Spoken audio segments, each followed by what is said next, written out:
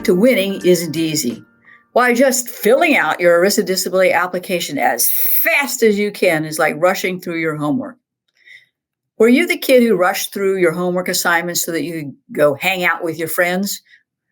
Or are you so confident in your ability to complete this application that you think that the disability carrier is going to quickly run through it and see that you're disabled and FedEx you a check tomorrow? Okay. Which one is it? In my view, in either scenario, you may have destroyed your claim before it even gets out of the gate.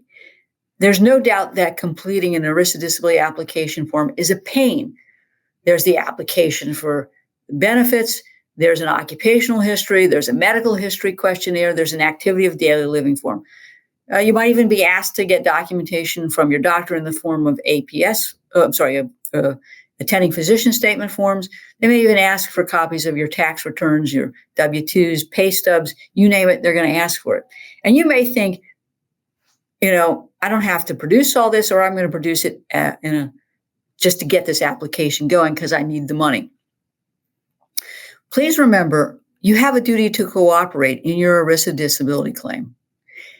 Every ERISA disability policy or plan requires that you document your claim, provide sufficient proof of your loss, and cooperate with the carrier of the plan. The failure to cooperate in and of itself can result in a claims denial, and that can be hard to overcome in court. As I said, you might be tempted to just blow through all these forms to get them done so that you can get the disability benefits you deserve. In fact, you're waiting on your porch for that FedEx truck to arrive. Please resist that temptation. Each one of these forms has hidden traps in it designed to elicit from you information that can be the basis of a claims denial.